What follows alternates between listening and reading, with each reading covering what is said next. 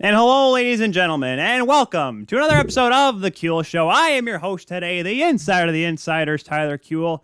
And guys, the Stanley Cup Finals are just 2 hours away from starting. Oh my goodness. The coffee's kicking. The guests are lined up. And Switzerland beat France and is moving on to the quarterfinals of the Euro 2020. Holy cow, guys, this tournament is so much fun to watch. But I won't go too far into it because there's so many other shows you can watch for actual football analysis. Not me, just me and my wife yelling and screaming about a penalty kick that got stopped. This is the Kuehl Show here on 12 Ounce Sports. And make sure if you're watching us, you can always watch us on YouTube, Facebook, Twitter, Zingo TV, channel 761, the promo code 12 Ounce. That's 1, 2, O, and Z or Z for you improper English users. Be sure to check it out that way. That's how you can always watch us here on 12 Ounce Sports. But as always, remember, if you're starting off right now and say, Tyler, I can't watch till past 7 o'clock. That's okay. You'll miss a couple of cool guests, but that's all right. You can watch the replay tomorrow on the Kuehl Show YouTube channel or wherever you get your podcast. You can listen to us unless you want to, don't want to see my ugly mug. I'm not taking any offense to that. Don't worry. Of course, we got to thank our awesome sponsors for today's program, which includes mybookie.ag down there in the corner. Mybookie.ag, guys, so much playoff action, so much awesome sporting events you can bet on using mybookie.ag. Go on there, use the promo code 12Ounce Sports to sign up for free, win and get paid on mybookie.ag. And as always, up there in the corner, Second String Leather Company, hashtag crafted from the crease. Guys, I got a new product out, just released today. You ready for this? They have shaving balm there for you. Oh yeah, you want to smell? You won't smell like old leather pads, thank goodness, but you want to smell like you know what you're doing there and like a goaltender. SecondStringLeather.com is the place to be to get your awesome stuff, including wallets, t-shirts, bathroom bags, all your cool stuff, coasters. You want it, you can get it at SecondStringLeather.com. So what do we got today? Well, we have a man on the line ready for us here in just a moment, but we also have a couple other guests. We have Sammy and Anthony from the Curfew Boys helping us get ready for the Montreal side of things for this final series between the Habs and the Lightning. And right in the middle between our first guest today and the Curfew Boys, Peyton Turnage coming back on the show here. He's going to be yelling about something. And also he'll help us out with Tampa Bay Lightning and Montreal Canadiens series. But before we get to all that, something we need to address right off the hop here. Last week, David Pastrnak and his girlfriend, Rebecca, lost their newborn child. Our thoughts and prayers from all of us here at the Kuehl Show are with them and their family through these very trying times. Please keep them in your thoughts here tonight. Obviously, a huge tragedy. So let's get now to business. We got a lot today. We're going to end, though, before the game tonight, so don't think you have to watch all the way till 8:30. That's okay. We'll be done at 8 o'clock Eastern time, so we are unobstructed on watching Game 1 between the Habs and the Bolts tonight. So with that, I'm going to be joined now by a man that we've had before on this program. I believe this is his 4th time. I lose count these days with all the awesome guests that we have here on TKS. He is from the Hockey News. He is a genius when it comes to draft talk, prospect talk, and pretty much everything hockey. He writes for the Hockey News. He talks about the hockey. Ladies and gentlemen, welcome back to the show, Stephen Ellis. Stephen, how are we doing, man? I'm doing great. It's been a while. It's been since after the under-18s when you did such a great job on the commentary there. Oh, thank you. I already have a bike pump over here to pump my own tires, but I appreciate it, Stephen. Thanks a lot. But, Stephen, let's, what just came before we came on the air here, he's still talking right now, but Gary Bettman with his usual State of the League address, a couple things that he mentioned that were pretty substantial. He addressed the officiating right away. And we'll talk about that a little bit more when we get to the actual playoff series and how the two teams that bowed out of the playoffs when we talk to them.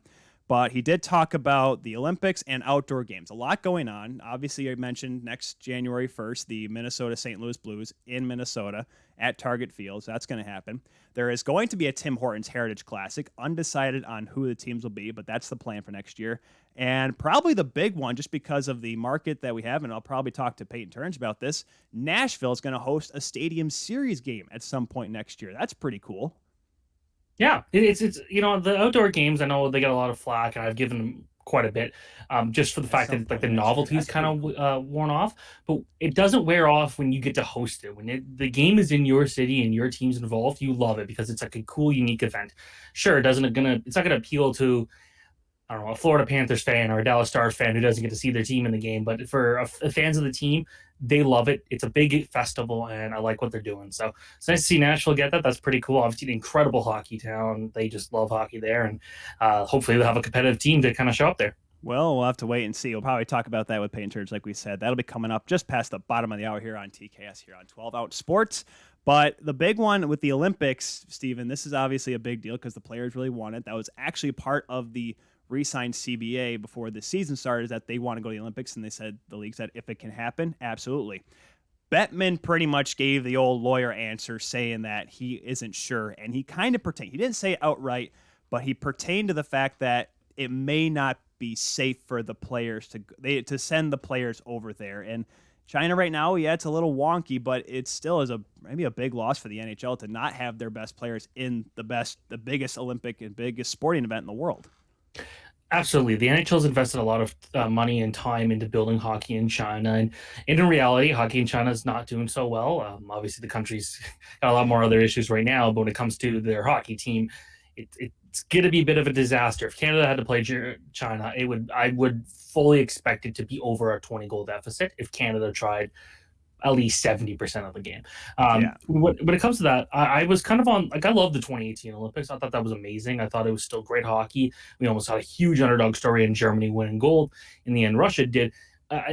So I'm fine if they don't send NHL players, but it's like, man, we got so close. It sounded like it was going to happen. Plus, like, we got the opportunity now where we could see, like, Connor McDavid and Sidney Crosby, Nathan McKinnon on the same team, playing a team against like Patrick Kane and Jack Eichel and Austin Matthews. Like, that sounds fun. That sounds really cool.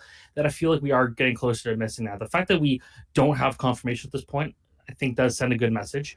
But at the same time, logistically, there's a lot more than just travel or TV in this situation. It's obviously coming at a time where, well, I guess travel is a huge portion of it, but because like we're coming out of a pandemic and we're not going to be fully 100% at that point anyway. So there will definitely be those concerns. I hope they find a way to make it work, but at the same time, like, we're seeing how hard it is to get the 2020 Olympics ahead this year. 2022 next year, like, I think we're still going to get the challenges. It's not that far away. That's the thing. We're getting soon. It's going to be the qualifications for the final spots in the men's hockey and the women's hockey, and then of course the other sports you got to worry about too. And there's a lot still that has to go into it. It would be a total shame though if we don't get NHLers, because I feel like if it truly feels like forever ago, but in reality it'll be just an 8-year span since the last time we saw it. You know, this is something I thought about. Kind of, I was watching, because I've been covering a lot of the Olympic trials, and I'll be doing the Olympics for a publication I write for here in Michigan. And I said to myself, I'm like, I think, leagues that aren't sure about sending players over, the NHL, i.e., if they're going to probably watch and see how it goes in Tokyo. Now, yes, China and Japan are two different countries, but in terms of how they treat the athletes and how, the athletes come out healthy, is there anything that's going to happen in the Olympic Village that, the NHL is going to have to worry about with their players going over there and then, not having been able to come back because they could get sick again or something bad could happen. So they're probably going to just wait and see how it goes here, and then they'll probably start moving the pieces if they really feel like it's necessary. But, go ahead, Steven. I'm sorry. I was going to say, I do think that that's probably kind of what the situation is going to be. It's wait and see until after this Olympics, and then they go through with it.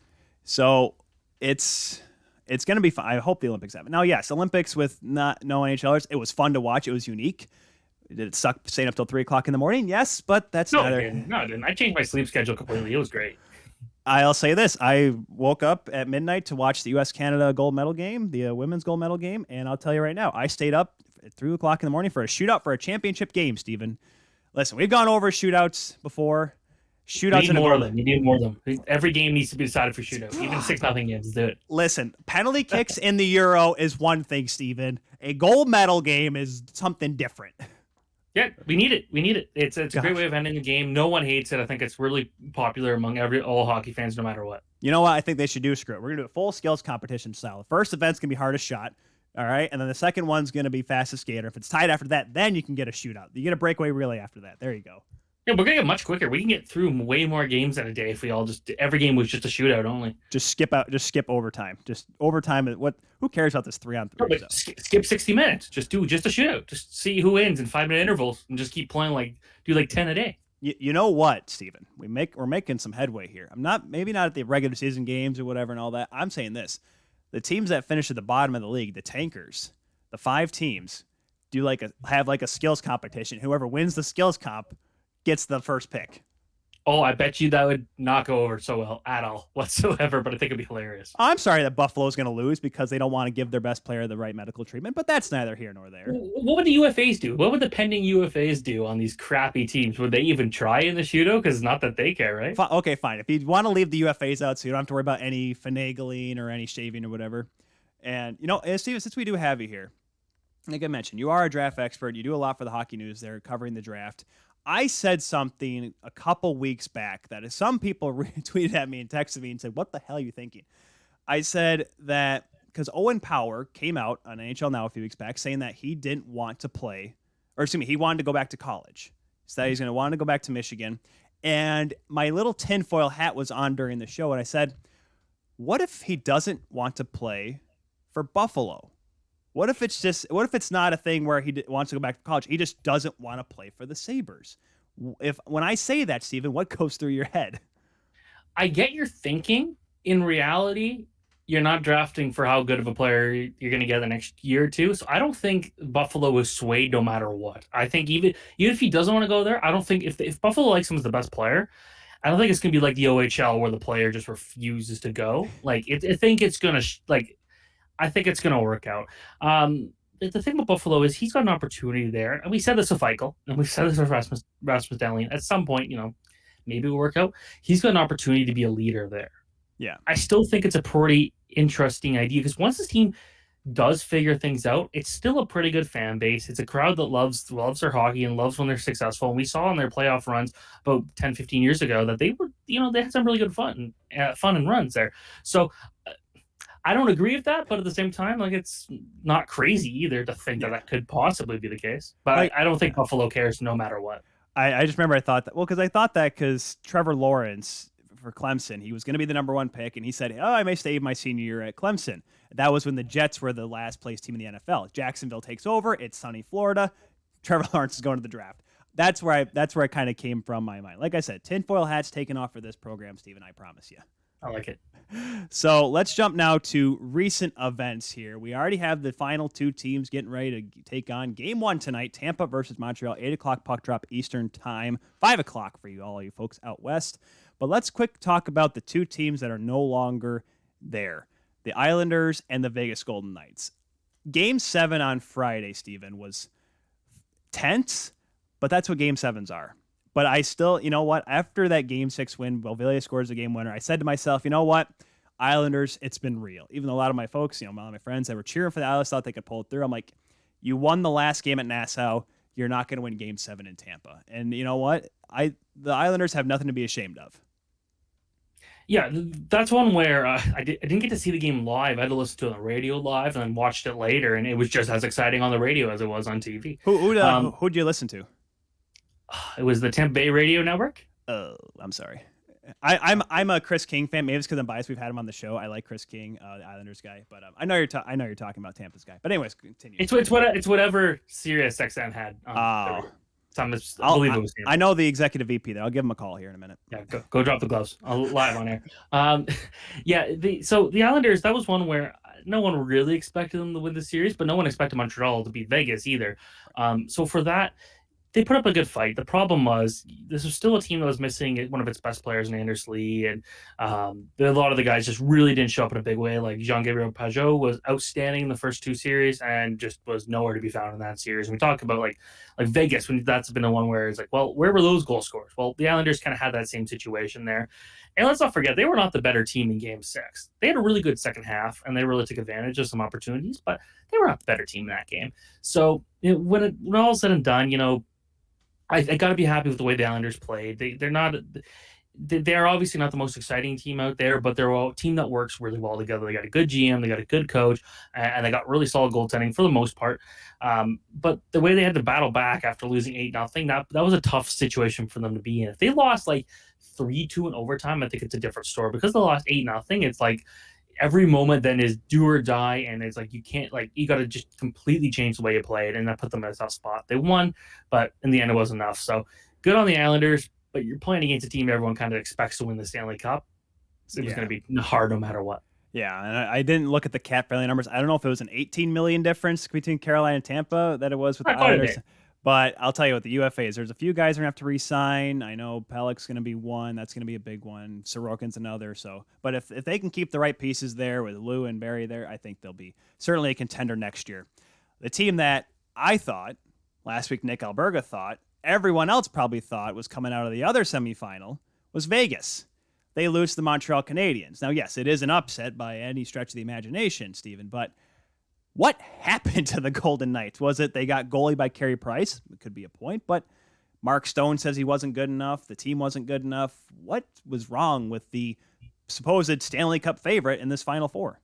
Well, when thousands and thousands of people at home scored the same number of goals as pretty much the entire top six of the Vegas Golden Knights, that's not a good sign.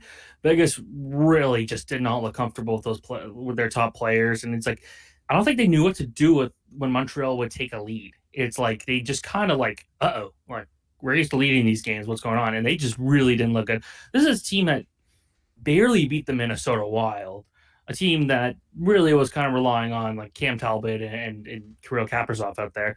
They beat the Colorado Avalanche. That one was a bit of a really good effort, and the Avalanche didn't look as good as they should have. But then you go and look at this, and this team just did not look comfortable. They were not the better team for the majority of the series, and you'd expect that when one team wins. But one team barely squeaked into the playoffs, and the other team was a Stanley Cup contender from the start of the season. So it just really, the goaltending was solid. Defense wasn't the issue. Defense got a lot of goals. They just couldn't score from their offense. And breaking news, you need goals to win hockey games, and that was just something the Golden Knights weren't getting. So Montreal just simply shut them out. Simple as that. Like Carey Price deserves most of the attention, but Montreal's defense is playing so good, and obviously that penalty kill has been the best we've ever seen in Stanley Cup playoff history. So there's just a lot of going really well for Montreal right now. 13 straight games, I knock on wood, without a power play goal given up by the Montreal Canadiens. And, we're still a little bit away from Seattle. By the way, one of the things Bettman mentioned is that ESPN, because he was talking about the new TV deals, ESPN is going to be hosting the expansion draft live on ESPN in the States, of course. Up there in Canada, you guys, have a little bit more better coverage and won't be posting pictures of Andrew Ference on your graphics, but that's not here nor there. But quick thing about this, they have two goaltenders in Fleury and Robin Leonard, and obviously it worked. I mean, would Leonard have been better in Game 5 of that series? I don't know. Game 6, Leonard, I think, looked good. Just unfortunately got hung out to dry in the game winner. Does Vegas protect both goaltenders, or do they protect neither goaltender because they know one's going to get taken so they can protect more up front? Well, that's a good question. Here's the thing. I think regardless you protect Robin Leonard, is a team going to take a run? Is Seattle going to take a run at a 36-year-old goaltender coming off of an incredible season? Maybe. There's other options there that are a little younger you can kind of work with. So I think Leonard's the guy you sign long-term and the guy that you want to keep. At the same time, it wasn't the strongest year for Leonard. He really bounced back after missing some time, but this is a guy who did still miss a lot of time, and before that wasn't playing really well. Would he get picked up? That's a good question. Fleury, I think, has got a better shot at getting picked up, but at the same time, you got a good core there of guys you don't want to lose, and protecting multiple goalies is not the smartest thing when you can get other guys. So I do think if I'm making the choice, I think they expose Fleury. If you're looking at a season, you would want to pick him up, but it's kind of like Mark Giordano. It's like, how good is he going to be next year after a breakout season? Is he really going to be a star goaltender, or could they go for someone who's a little cheaper and kind of go from there and look at some free agent options? I don't know. Fleury in Vegas seems like a good mix, and obviously there's been rumors he won't come back, but it's like that's someone where the fans love him. He was the first star the team had. He was the first draft pick, first expansion draft pick. Yeah, so it's a pretty big deal. So I don't think he would want to. It'd be a shame to see him kind of go somewhere else, and you'd wonder how many more years left he would play because obviously he is older. But this is someone where ideally both goalies stay no matter what the circumstance is. But if you got to go to the expansion draft and you got to give up. Wait a minute, why are we talking about Vegas in the expansion draft? They're not even in the expansion draft. They are. Let's say, is that right? Yeah, I completely. Oh my gosh. We just wasted 2 minutes of a show today because I thought, oh lordy. Dang you, Vegas. See, they'll be fine. They're going to be in the finals again next year. Who cares? Good Lord. I totally goaded Steve with a great question. It sounded great. Unfortunately, our facts are wrong here. I completely forgot myself. So. Good lordy. There was some entertaining TV. All right, good night, everybody. Yeah, sorry for the guests later on. Everyone just turned it off like, these guys aren't even right. Yeah, we're all about fake news here on the Kula Show on 12 Ounce Sports. We're here with Stephen Ellis from the Hockey News here. So let's get to something that's actually factually true. Tampa versus Montreal. It is happening. Are you sure? I'm 95% sure. They say it's on NBC Sports Network. They say it's on CBC in Canada. They say the puck drop's going to start a little after 8 o'clock. They say there's going to be an anthem. Who's singing it? I don't know. I'm not going to try to guess. Could be 2 anthems. It could be. Oh, you're right. Who's singing both? Well, they could sing both anthems, but you never know. Anyways, we do know one thing, though. This is factual. There's going to be increased capacity at the game down at Amalie. It sounds like it's going to be a little over 16,000. And you know what? I don't want to say I jinxed it or I inspired fans in Tampa there, Steven, but when I had Nick Alberga on a couple weeks back, I said, you know what? Between Tampa and Nassau sounds like it's an actual war zone where it sounds like a nice little coffee shop down there at Amalie Arena. Next game, they bring out the hand clappers and they go nuts for the rest of the series. That's definitely a way of putting it.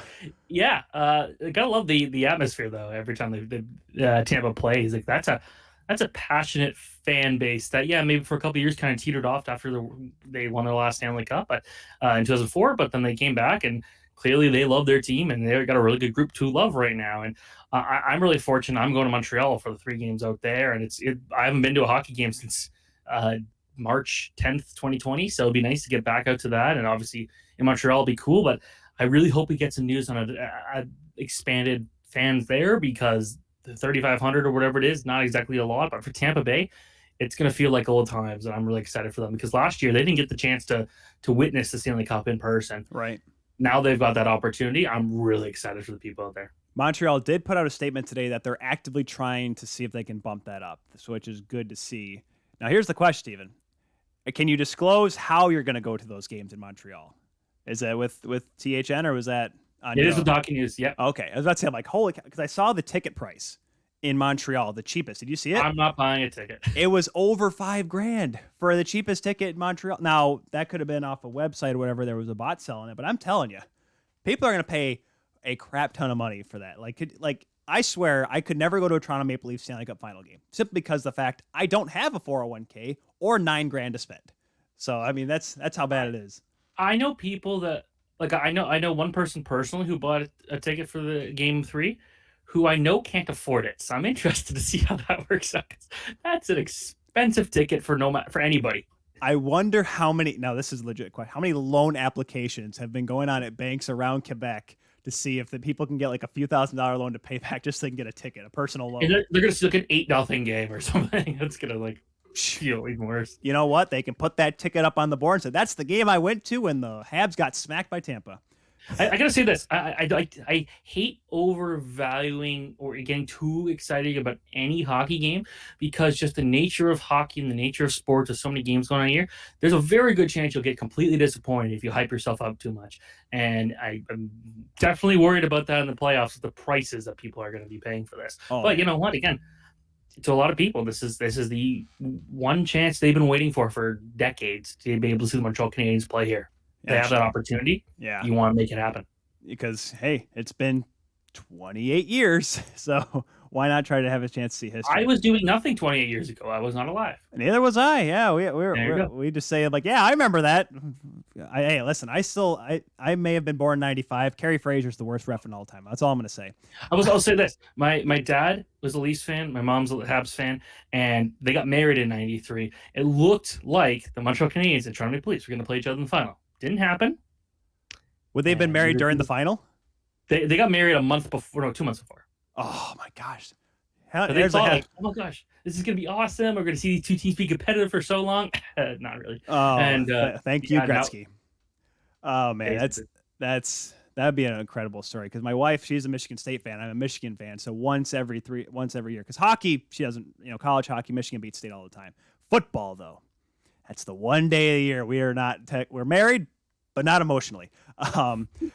Before we let you go here, Steven, we got Peyton Turnage just coming around the block here at the bottom of the hour. But let's give you a take on this series. Tampa, They are the defending champs. They have Andrei Vasilevsky. They have Stamkos Kucherov with a rib injury that he says is fine, but let's be honest, just being a hockey player. Montreal is just knocking on wood, seem like this team of destiny. Who wins? How do they win? In my mind, I'm going Tampa Bay in 6 games, and I'm going to say it's going to be 2-2, and then Tampa wins the next 2 games. Officially, what I put down for our Hockey News preview, Montreal in 7. It's also the number I put in every hockey pool I'm in right now. Really? I think that Montreal's afraid of nothing. And when you get to that situation, Montreal's got, like, Tampa Bay, obviously they got nothing to lose. They've already won the Stanley Cup, but they know how to do this. Montreal is completely green. They're going in just like, yeehaw, let's full attack no matter what. I think they're going to have a fun time.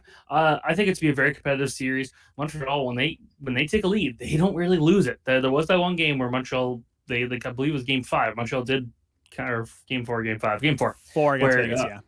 It feels like 3 months ago. When Montreal did go out there and it looked like they were going to win the series or win Game 5, 4, again, whatever game. Let's say Vegas is in the expansion draft. That's all we know. Whatever. Anyways, yeah, they will be giving up players. But they were able to kind of bounce back in a big way. Montreal does not give up many leads. They do not. They just seem to be playing really good hockey right now. I'm going to go with them just because I think, let's be bold. Why not? Yeah, because they are 11-2 when they have the lead or when they score first, which tells you of the 17 games they've played in this postseason, they have scored 17 games. They have scored 13 times first. That just shows Montreal's method is get after it. Don't hold up. Because that's what we saw in that first game against Vegas. They came out hard the first 15 minutes. They didn't score. Vegas ended up winning 4-1.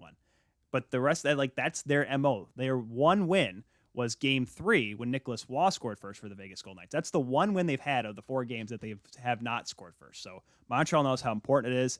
And obviously, a win in Game 1 in Tampa, break home ice advantage, that would not be the worst thing for Les Habitants.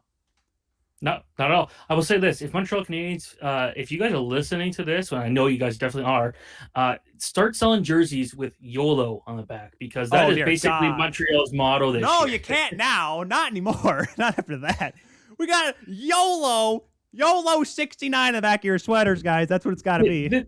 We are living in 2011, right? 2012? It's 2012, 20. There's 1 and 2. Depends on which way you want to look at it.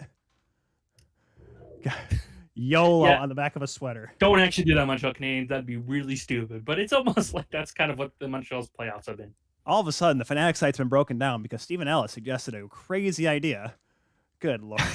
I will say that I would not be surprised because I've seen some pretty dumb ones. I've never seen YOLO on a hockey sweater, and I hope today, at least for a few more days, until the offseason, maybe when people get a little bit loopy without hockey, maybe then. Right now, be a little weirded out. But I kind of hope we just don't see that at all. Let's just go with that. I think we'll both. Well, you brought it up, Steve. It's going to happen now. It's totally going to happen. It was a good idea. We're full of ideas here on the Kuhl Show. We never said they were good. We have been chatting with Stephen Ellis from the Hockey News. Follow him at Stephen Ellis THN. Follow the Hockey News at the Hockey News on Twitter and Instagram. Stephen, thanks again, man, for jumping on the show. As always, it's always fun to chat with you about hockey. Enjoy the finals, and we'll definitely talk to me closer to the draft. Absolutely. Thank you so much. And we'll be back with more of the Kuhl Show and Peyton Turnage right after this.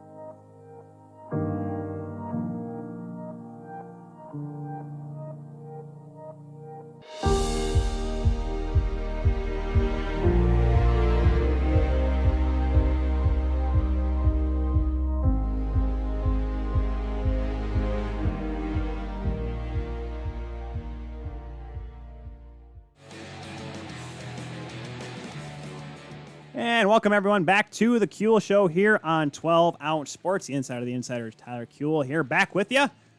We're going to be having a little bit of talk today about some great news in Southern hockey. We mentioned it with Stephen Ellis off the top, with the Gary Bettman State of the League address before tonight's Game 1 in Stanley Cup Finals between the Tampa Bay Lightning and the Montreal Canadiens. So with that, we're going to bring in our guest. He is a member of the Five Timers Club. I'm pretty sure he's an unofficially a second associate captain, along with Harrison Watt. Thomas Biondo, of course, who we saw last Thursday, is the captain of the Five Timers Club. He is our resident Nashville Predators analyst and Southern hockey extraordinaire himself. He is a free agent broadcaster. He is a, as he put it himself before this show, unemployed trash. He is none other than Peyton Turnage. Peyton, how you doing today, man? Up Stephen Ellis from the Hockey News, and now here's Peyton Turnage, unemployed trash. So, well, you told me, hey Peyton, I like to be very kind to the guests, and when if they need something, you asked me to put you on there as unemployed trash. The title doesn't say that on 12 Ounce Sports, God bless it, but you told me, and I, God forbid, I actually abide by what people ask me to do. Now, unemployed trash will really get the point across. I appreciate free agent broadcasters, so I'll go with that. Free agent, yeah, because Peyton Turnage, by the way, is a free agent. Don't ask why, kids, because we don't only have another 20-some-odd minutes before we get our next guest on, and the show is only going to go till 8 o'clock, and we'd probably be until 10 about that. But, Peyton, although I was almost driven to announce my retirement, I was a little enraged about this little tournament I'm working, but Peyton, I won't let you. Better. I will not let you. Things are better now. Things are better now. So that's good. I'm just a little bit angry, but a lot better than I was earlier. A little bit, not a lot of it. Because you can't be a lot of it angry, Peyton, because of the awesome news that we heard just about, I'd say a little less than an hour ago now. Gary Bettman making the announcement about the outdoor game situation for next year. Obviously, Minnesota St. Louis will be the Winter Classic on New Year's Day. The Tim Hortons Heritage Classic will have a game next year. This team's not decided yet. It sounds like maybe Toronto, because they've actually never played the Heritage Classic, but we'll have to wait and see about that. But the big one, a Stadium Series game down, Peyton, in Smashville. That is awesome news, because a market that I didn't think, even when they played Dallas at the Cotton Bowl, I'm like, now Nashville won't get a game for a while, right? Well, Peyton, I was wrong. Yeah, it is quite surprising, but I guess the league saw how many Nashville fans were in Dallas coming out in droves, and you heard them very clearly on TV, the chants and whatnot. I mean, they came through pretty clear, and they put on a good display. Now, of course, it was a terrible game that eventually led to the firing of Peter Laviolette, but I guess the league was pretty well impressed by that still. Yeah, and that's a big thing, too, because we've, you and I have gone back and forth about it. The Southern hockey market, while sometimes people question it, it's there. It's people will show up in bunches and they will cheer. I'm like, listen, Nashville, the team itself this year, people are like, oh, man, this team's not going to make the playoffs. But, boy, those tickets that were sold in that series against Carolina sold like that. They were gone before you knew it, and people made it clear. And, heck, it almost helped the team win the series. Absolutely. And, that's what happens when you choke out hockey fans in Music City, when you don't allow them to, obviously for understandable purposes, I'm not one of those belligerent people, but what do you mean there's COVID? Yeah, exactly. But yeah, when you lock the people out of the building and then there's limited capacity, eventually when you allow the fans back, yeah, they're going to flood in. And we saw, a great playoff crowd, almost to full capacity for what could be allowed. And, on a personal side, it was tough for me because this is the first year since I became a fan of the team that I wasn't, able to go. But, Nashville's built up quite a reputation over the last handful of years since they got the All-Star game in 2016. Obviously, I think the fan base was still great even before that, but that's when they really started getting national attention. And the Stanley Cup final the year after that in 2017. And they've still got it 4 years later, even after the team has kind of taken a dip, after they lost the Stanley Cup final. They still care about it. They're still passionate, and you got great, knowledgeable fans in Music City. Yeah, and this is, kind of dipping off of Nashville, moving over to Carolina. People always, even on this program, I joked about, my gosh, there's no Carolina Hurricanes fans there. Well, there always were. They just didn't want to pay big money to go watch the Hurricanes get slapped around by Washington or Tampa every other night. Now that they're good again, yes, they're packing that barn every single game. Heck, they probably would have been full capacity and almost overflowing had they made it past the second round, right, Peyton?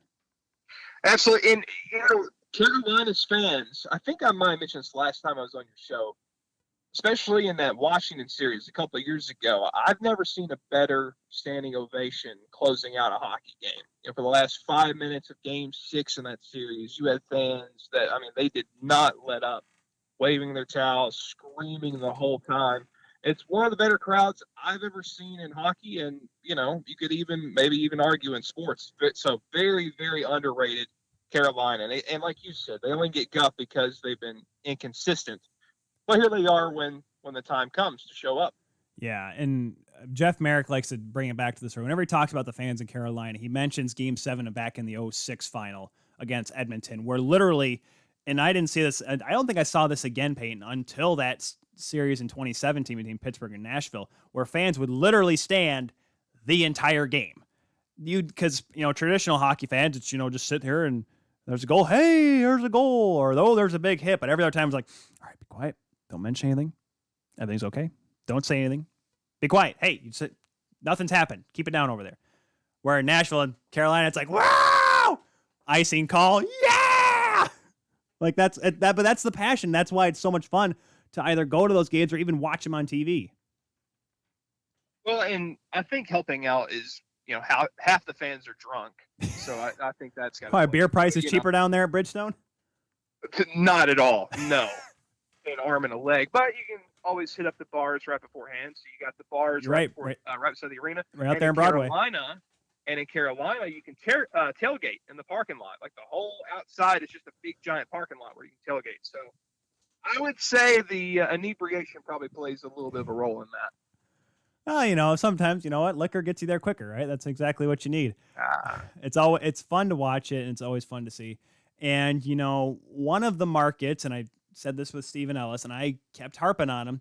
Now, granted, yes, they were taking on the New York Islanders at Nassau Coliseum, which literally, had the Islanders lost Game 6 against Tampa, there would have been a riot, and people would have torn that building down for the eventual contractors that were doing it anyways, because this is their last season. But the Amalie Arena atmosphere just improved, because I don't know if it was a mixture of, fans were in the conference finals, or they realized, hey, we're competing with Nassau. We need to be louder, because Amalie Arena started off pretty quiet in the first couple of series, but as, it's a mixture of both, getting deeper in the playoffs, but also more fans being in, even in Tampa, Peyton, you kind of see it. They get a little bit rowdy themselves. They have the coolest slogan for their fans. Nashville, you got the seventh man. Columbus, you befuddlingly have the fifth line. But for Tampa, their tagline is, "We are the Thunder." And quite often they are the Thunder. Even quite literally, they'll have thunder sticks, which are annoying as hell. But I agree. I thought they were just a little bit lax at the beginning of the series. But then they realized, okay, we really got to will this team to victory. There's something to go with home ice advantage. And that's a fan base doesn't quite have a reputation. But, heck, you got the best team and the best goalie in the world playing in front of you. So you're back in the final again. So you better step it up, Tampa. I was about to say, you should be yelling and screaming whenever you see your team, because, heck, you paid a lot of good money. Unless tickets are cheaper down in Tampa. I know they're cheaper down at Sunrise with the Panthers, but I don't know about Tampa anymore. But regardless, the Tampa Bay Lightning entered this series, Peyton, as the favorites. Now, yes, it's because they're taking on Montreal, who had the least amount of points out of any team that entered the playoffs, albeit, even though they beat the Vegas Golden Knights. But Tampa, they're the defending champs. They have all the talent, and they have a bunch of the returning guys. This team is deep from top to bottom, and, you saw them a lot when they played the Predators this year. As I quickly look at the hockey reference, they went 5-2 against Nashville this season. The one of the Nashville wins was actually the last game they played against Tampa. That was the 7-2 win for the Preds. But you got to see them a lot this year when they played Nashville. What makes Tampa just so good? And I'm going to challenge you to try to say not what everyone else says about Tampa. It's almost impossible, but I'm going to put you on the spot, Peyton. They're just the top team, top to bottom. They have the best depth. They've got absolute snipers on their top two lines, and then the absolute grittiness with skill, a great mix in their bottom half. They are excellent top to bottom. They have the best goalie in the world. They have the best defenseman in the world, and one could argue the best sniper in the world with Nikita Kucherov. And they have the best power play. that's hard to beat, in a 7-game series. But here we are, about to play Montreal, who has been, just, have we ever seen a team like this Montreal team? Such an underdog, the immovable object, now taking on the unstoppable force. Peyton, I'm going to say this, and I wonder if you're going to contradict me or not. One team that comes to mind is the 2012 LA Kings. They were the 8th seed, but they were the hottest team in hockey going in. But the 2017 Nashville Predators, does that not? They were the second wild card. They were the second wild card that year, right? Yeah. It's top ranked Chicago. Yep, and they went through and beat everybody to get to the finals. Fell short. Now, granted, there was a quick whistle in Game 6, but I'm not talking about that anymore. But doesn't that give you a little bit of a similarity, though? A team that was, talented, that had talent, but they're a little underproven. They have a good goaltender, decent, pretty good defense, but they're not going to beat Chicago. They're not going to make it all the way to. They're not going to do all. No, but they did. Does that not kind of seem a little bit similar to you, Peyton? I would honestly say this Montreal team is actually better on paper than the 2017 Nashville Predators. Not so much their defense. Pecorino was on top of his game at the time, but it's hard to beat peak Carey Price. Up front, this Montreal team, I think they're better than people give them credit for. When your fourth line has Eric Stahl and Corey Perry, you're not doing so bad. Then you compare with the 2012 LA Kings. The only problem there is that they had Anze Kopitar, and I think they had Jeff Carter at the time too. Yep. And they got him at Mike the deadline Richards. That year. Yeah, and Mike Richards, so their center depth is way deeper than this Montreal team. It's funny though. I listen, of course, you and I, we're both big Steve Dangle fans. I was listening to the SDP. Yep. Philip Deneau. Oh yeah. He's not the most noticeable guy, but he's a top center in the way that he's just so good defensively that he doesn't have to put up the offensive numbers. And right now, as among current players, there may not be a player like him.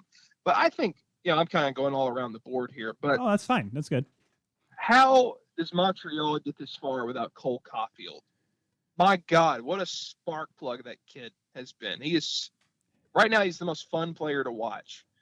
Now, does that series against Toronto even go 7 if Caulfield starts the series? There is a question for you. He was just a spark plug that ignited the team. It was just that one extra piece, that speedy, skilled guy. Now, I don't think he scored in the Toronto series. No, but that was his first playoff experience, right? I mean, that's I think the thing I look at in that. Yeah, he didn't have very much regular season experience leading up to that. I mean, he's basically been thrown to the wolves and has thrived in that role. I mean, it was only 2 months ago that he was in the playoffs for Wisconsin, maybe not even a full 2 months. So kudos to that guy. He has really, galvanized the Montreal Canadiens. You think about Arturi Lehkonen returning to the lineup. You've possibly got Joel Armia coming back. So you got the top end skill and you got the depth guys. I don't know if it's going to be enough to beat Tampa. We've counted out Montreal every round in this series, and we've been proven wrong time and time again. They choked off one of the best teams recently in the Vegas Golden Knights. And again, Vegas kind of choked themselves because they didn't really shore up their center depth. But here we are. And, this is a team that nobody could have figured could get this far. And you can't count them out. You just can't, even against Tampa. Even the best team in the world with the best goalie in the world, you still can't count them out. I still say this, for the Vegas Golden Knights, and I won't go too far into this because this is more of an offseason thing when I break down all the teams, but when Chandler Stevenson being out of the lineup hurts your team detrimentally, and he's a good player. I'm not going to knock him there, but that's a problem. When Chandler Stevenson's out of the lineup and your team can't function properly, and that's a thing that needs to be addressed. But yeah, Vegas, they had it rough, but it just seemed like with Montreal, the way they play so confidently. We mentioned with Stephen Ellis, they're 11-2 when they score first, which means majority of the games in this postseason, and I look back at the numbers, I didn't have the exact stat in front of me, but they actually scored first in the majority of their games in the regular season as well. This team comes at you hard. They come at you fast. They don't want you to get in the game because when you do, when the other team gets, they get a groove on, Montreal is not as good as chasing the game as they are holding the game.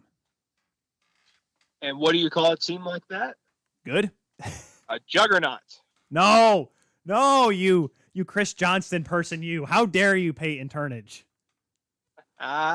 Great. Now, it's over now. Why are we even going to the show? See you guys. Series is over. Toodaloo. Well, and that's why I really wanted them to play the New York Islanders. I know a lot of fans didn't because it's technically the two boring teams playing each other. But those are two teams that play a hard defensive style, and it's just interesting to see who would have been the better of the two out of that. But again, now we have, like I've said before, the unstoppable force in Tampa and the immovable object in Montreal. Just personally, I'm so sick of Tampa. I don't want them to win. I hate being biased, but man, I'm sick of Tampa winning. I'm ready for some new blood, which, I mean, technically not new blood with Montreal possibly winning their 25th championship, but just be nice to see. In our lifetime, Peyton, in our lifetime, it's the new blood. Absolutely. They won their cup like 2 weeks before I was born. Damn. I know you and Steven were discussing that. So. We weren't even alive, so we were. I was trying to kick my way out of the womb. I need to watch the last Canadian team win a cup. Bah! Come on, Mom, let's hurry this thing up. I guess it technically means my birth team is the New York Rangers, but. Oh well, I mean there are worse things, right, than a team that hasn't won since '94. There you go. So you're in the middle of two droughts. You're either the Canadians winning, or the Canadian team winning the Stanley Cup, or the Rangers. The still probably one of the, despite maybe not being the best team on the ice, still one of the most prolific franchises in all of sport, winning almost over in 2 decades as well. I wonder, you mentioned how you're bored of Tampa. Man, is it just me, or am I getting sick of Vegas too early of being good? Because, like, if I saw Vegas and Tampa, I'd still watch the series, but I'm like, I don't care for either of these teams winning, just because is Vegas getting annoying, or am I just a salty old man waiting to burst out? They were getting annoying the first year with their can I use the D word, the DOU word? The D or sure. I'm pretty sure we won't get kicked off by the FCC today. Their douchey Twitter account. Oh, that. Oh, yeah, you can say that. Heck, they say it. I saw a commercial about a douchebag on the game the other night. Now, granted, it was an actual douchebag, but you know. Oh, it wasn't like Matthew McConaughey or something. Okay, no, wasn't that bad? But no.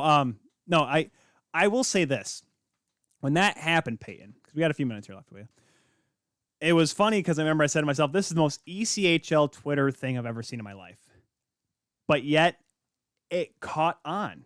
And then, unfortunately, every other Twitter started to do the exact same thing, but they started to get creative or do something different. It wasn't goal scored by Ryan Ellis at the 13-12. Like you see every single like college SID intern post for an NCAA game. It's like, the bad guys just scored a goal halfway through the third period. Send us puppy pics. Like, everyone wants to do it now. Wild Bill and they had the lineup, but it was all emojis. Oh my gosh, yeah. Yeah, they did that. I forgot who tried to do it. Like a minor league team did it like during their playoffs, because I know the ECHL playoffs are still going on right now. And I saw that and I'm like, dude, I barely even know any of your top players. I don't need to know who your third line center is. It's a snake emoji. Is his name Cobra Henderson? Like, what is that? Constrictor. Christian Constrictor the second is our left winger on our second line. He's really been holding them down and choking the life out of the other team during this season. There should be more team then. Oh my goodness. Can you imagine if there was a team named the Boa Constrictors? Give it time. That'll probably be the expansion team in 2036. If Bora Bora ever had a team.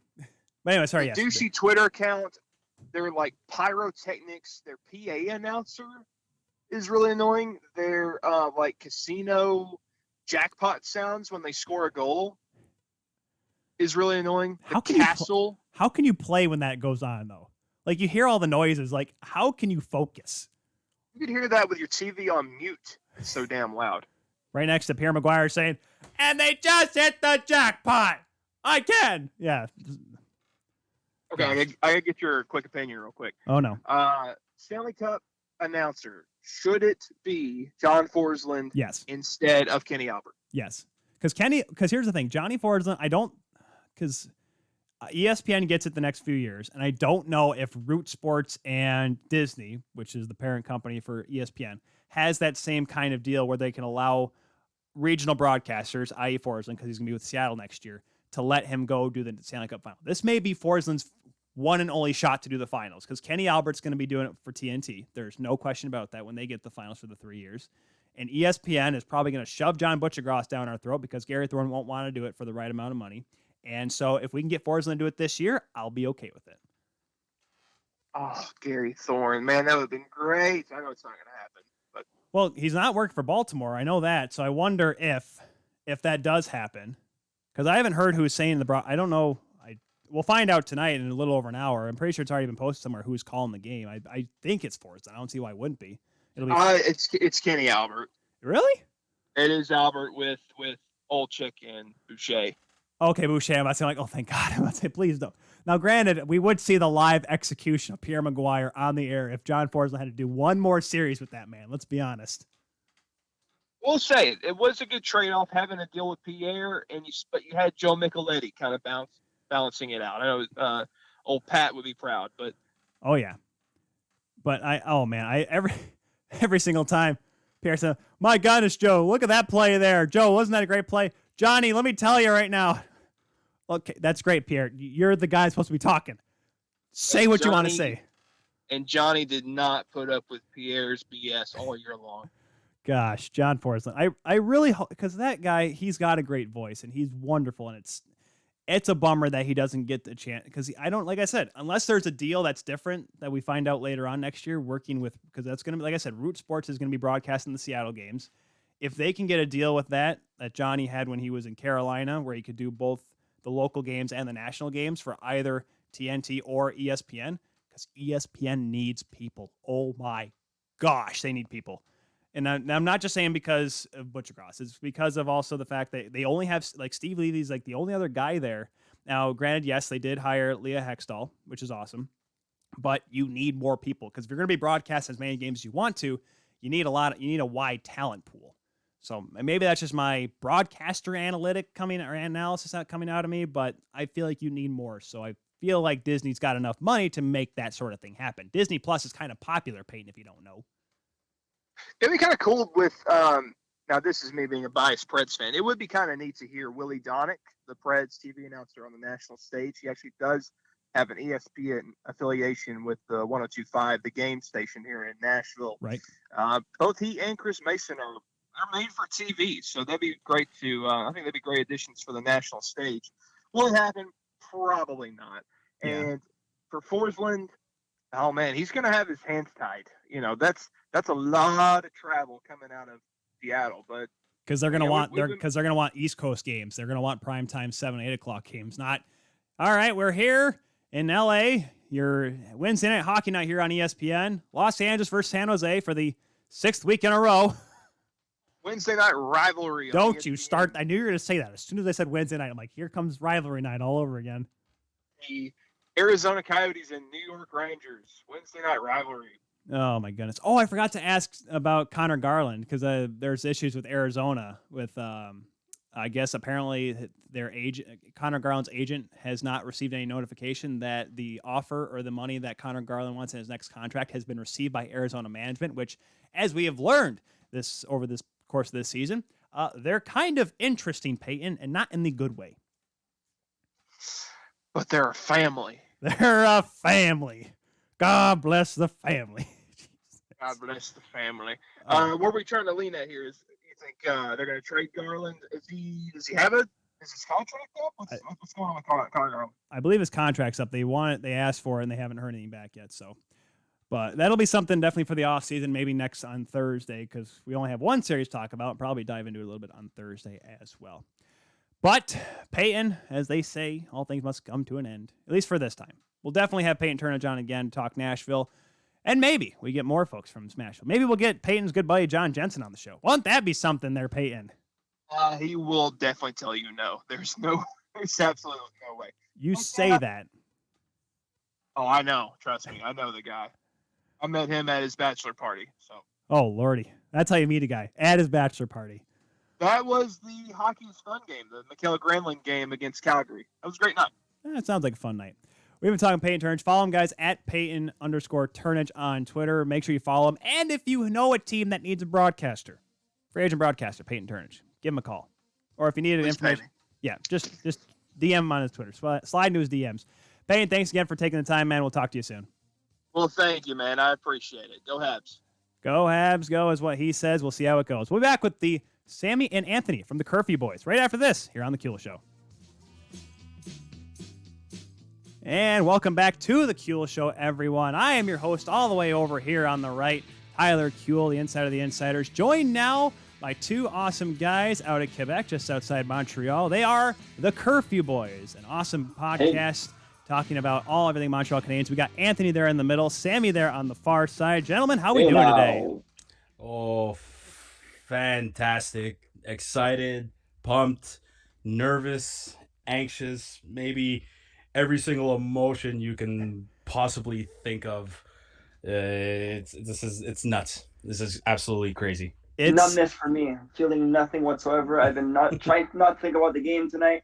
Usually I start feeling the nerves about an hour before, but you're distracting me with this podcast show, so we're good. Thank God. Yeah. Thank God we're distracted. Let's talk about other things. Let's talk about the weather. How about that? Let's focus on that. Keep you guys at ease, right? I don't know how the weather is back where you are right now, Tyler. Right now in Montreal, it's like 30 degrees plus humid it's another 10 degrees. It feels like it's 40 degrees out here. It feels like it's 93. Feels like 93. Feels like 93? There you go. Okay.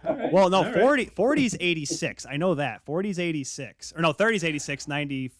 Oh gosh, I used to math. And they also won in 86, so. There you go.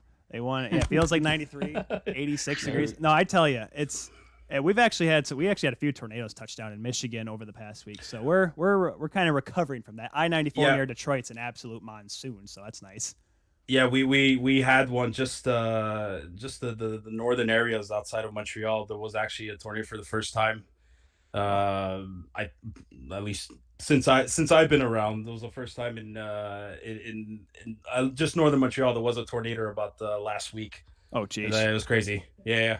Tornadoes they're interesting. I have a friend of mine who went to the University of Nebraska where they get it all the time, and she'd tell me stories like she's from Michigan, but she went to school out there, and she's like, yeah, it's weird. First time I heard tornadoes on campus, everyone just went on about their business because apparently they happen all the time. It's where it's like for us, where it's like it doesn't happen all the time. It's like, should we be concerned? That's it. I don't have a bunker. Like, should I make myself one? Like, it doesn't look good out there. It's like the movie Twister. Just drive away from it. It's totally safe. Yeah, exactly. So let's talk about this, guys. Game 1 tonight, 8 o'clock, Montreal, Tampa. This is the first time these two teams have met in the postseason since 2015. That was the first, at least for this group, the first Cup Finals appearance for the Tampa Bay Lightning. That was also the same year that Carey Price won the MVP, and Now, you can correct me on this, guys. Anthony, should Carey Price have won it in 2016, even though he missed the entire year, because it is called the most valuable player, and Carey Price was certainly the most valuable player for the Habs that season, even though he wasn't there? I mean, look, I think Carey Price by far is, no question, no doubt, best goalie in the league right now, and has been for a really long time. Now, as for the MVP then or now, look, he proved himself multiple times. I think he deserved it then. He deserves it now. Maybe I'm being very biased because I'm a Habs fan, but he deserved it. And he carries everything on his shoulders every single year. So to answer your question, I think he deserved it then, and he deserves it again now. And Sam, I this entire regular season, I watched Carey Price, and I thought to myself, because we had Brian Mudryk on from TSN early on when Tampa or Montreal was one of the top two teams in the division. Oh, yes, that changed shortly after that interview. But we were saying, like, man, Jake Allen's got better numbers. Maybe he's going to be the guy. He's going to do that Yaro Halak thing where he takes over. But he said, no, it's going to be Carey Price. And then I had Kyle Bukauskas on right before the playoffs, and he said Montreal is going to go as far as Carey Price takes them. And here we are, Game 1 of the Stanley Cup Finals. There's absolutely no doubt. The unsung hero for the Montreal Canadiens this season is definitely Jake Allen. If it wasn't for his efforts and what he did to the team while Carey Price was injured, I don't even know if the Canadians make the playoffs. But this is the reason why Marc Bergevin went to get Jake Allen already, because we knew it was going to be a much condensed season. Marc Bergevin was thinking this even before the Canadians got caught with that whole COVID, and so their season got even more condensed after that. But this is why Bergevin went to get Jake Allen. It's someone that could hold the fort aside from Carey Price. And as far as Jake Allen is concerned, he did his job as a backup goaltender and maybe even more. So a lot of thanks does go to Jake Allen. But you got to go with Carey Price in the playoffs. And the one specific footage I remember seeing that I said, okay, he really wants this now. There was a footage that was shown almost everywhere. In practice, Carey Price got scored on. Yep. And he took his stick and he slammed it up against the post. Now, majority of people were thinking, oh no, this is not good. He's rattled, yeah. I, on the other hand, was thinking, no. He's serious and he means business. And ever since then, since the puck drop of the first game against the Toronto Maple Leafs, he's been beyond outstanding. Again, I'll say biased, but he literally is playing like the best goaltender in the world right now. I truly believe he deserves MVP of the playoffs, no matter what the end result is for this final round. He does not have the best save percentage nor goals against average. Unfortunately, that does go to a guy by the name of Andrei Vasilevsky, who is most likely going to win the Vezina this year. Much more deserving than he was when he was a candidate last year. But, Carey Price, and it's good to talk to you guys about this because I don't know many Habs fans, unfortunately. I myself am I cheer for this team right here, this team that doesn't play into May off. And even, oh my God, trust me, we were so happy last year. They got to play past June, even though they were only in the qualifying round, but that's neither here nor there. Yeah. But it's fun because even though when I'm a Leafs fan, whatever, and I used to love James Reimer, I'm a goaltender. I love Carey Price. I love the way he plays. I tried to emulate it. Obviously, it didn't work out. I'm doing this now. But, Sammy, I'll start off with you. Where do you put Carey Price on the list of all-time Habs goaltenders? There's been a lot, but where do you think he stands? Whoa, that's a tough question. Don't worry, Anthony. Get ready. You're getting it, too.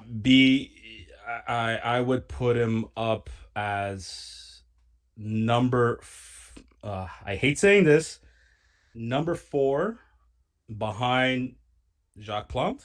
Yep. Behind Ken Dryden and behind Patrick Roy. I'm putting him behind those guys simply because those guys won multiple Stanley Cups within their career. Now, I understand hockey within those different decades was much different than what the game is now. But I think those 3 goaltenders deserve to have that recognition. I mean, they already do. You just mentioned those names and everybody knows who they are, even if you're not a Habs fan. But I think in terms of the legacy within Montreal Canadian goaltenders, just because what those 3 goaltenders have done, they deserve to get the top 3. But Carey Price, he's right behind those guys. He truly does. I think no matter how his career ends, I see his number getting put up in the rafters with those 3 goaltenders at the Bell Center. Anthony, he makes a really good point. I would put those 3 up there too. But I say this because look at the team Jacques Plante had in front of him. Look at the team Kenny Dryden had in front of him. Patrick Roy in 86 and 93, I think, had to do a little bit more work. But Carey Price, out of all the goaltenders that have been adored and loved by the Montreal fan base. Now, granted, at times they wanted his head. I know you guys are. That's how he's been at times. But yep. In terms of having to be the best goaltender, because of the team in front of him, may not have been as good as the opposition. Carey Price is up there in terms of the Habs because of the fact that he had to do more to help his team win. But that's where I have a hard time answering this question because it is a tough question. And Sam brought up very good points with, you can't take away recognition from Plante and Roy and Dryden. You can't. But you just said it yourself, Tyler. Look what they had in front of him. And look what Price had in front of him since he started.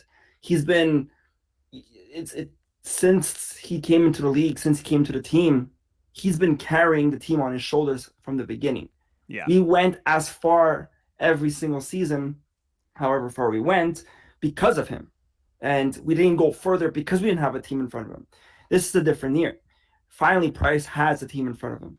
Okay, not compared to what there was in '93 and '86 and in the past years, but he has support. So finally, Price can play Carey Price and be the Price that we all believe in with a team in front of him, and that's why we're here today. So to answer the question, where do I put him? It's the same question when you say who's the greatest of all time in all sports, right? You can't and you can differentiate eras and leagues because everything is not comparable. Back then, the game was slower, right? And the game is faster now. Back then, you can also say they had smaller pads and bigger nets, and here they're bigger pads with smaller nets. So it's really hard to answer that question. But overall, I think Carey Price, compared to the past goalies, has been doing a lot more because he didn't have a team in front of him and still showed the talent. Yeah. Even though, let's be honest, there's only a reason why George Vezina has a trophy named after him. But I digress. But it's true. It's so funny because I was talking with Nick Alberga from Sportsnet 590 in Toronto. He's from Montreal, and we were talking about this Habs team, and I'm like, it just oozes 93 to me. Now, granted, I was born in 95, albeit, but looking back at that team, look what that team had. A great goaltender in Patrick Waugh, former Vezina guy at that point. They had good young talent up and down the roster, but they also had veteran guys that helped lead this team. They had guys like Savard, who now granted didn't play much in the final, but you know what I mean. They had the mix of the old guys that people thought were way past their prime, but a mix of the younger guys that could contribute. That's why I'm like, is it just deja vu happening before our eyes or history repeating itself there, Sammy? I'm a big believer that history has a funny way of repeating itself. I'm looking at a guy like Philippe Danault, a centerman like Philippe Danault, playing a little bit to the best of my look. We were born in '88, so we don't remember '93, but it's all about knowing the history of the team, the legacy of certain players, even watching highlights. Philippe Danault right now, if you're to compare to a centerman that played in '93 in that winning team, he's kind of like Guy Carbonneau. I knew you were going to say Carbonneau. I'm like, that's the name that kept coming to my mind. Absolutely. And it's so funny how in one of our episodes at the beginning of the season, Anthony's probably going to remember this. Anthony actually said further down the line, you need a player like Danault, like a Philippe Danault on our team. It doesn't matter if he doesn't score the goals.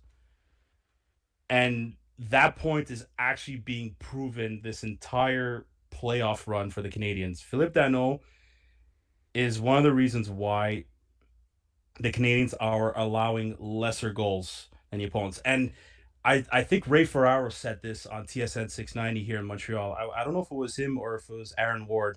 I'm going to go with Ray Ferraro. He said the point of the playoffs is not to score more goals than your opponent, but it's to allow lesser goals than your opponent. And there's a big difference in that mentality. And that's what I think Philippe Danault is helping, especially the big four on defense. The play that Philippe Danault is doing defensively is helping guys like Shea Weber, Joel Edmondson, Ben Sherratt, and even Jeff Petrie. And the best thing about it is that we have a defensive-minded young centerman who's still providing offensively, and that's Nick Suzuki as well. So shades of '93, I think so. You're seeing a play like Carbonneau. You might even see plays like Kirk Muller. You know. Oh yeah. I don't know.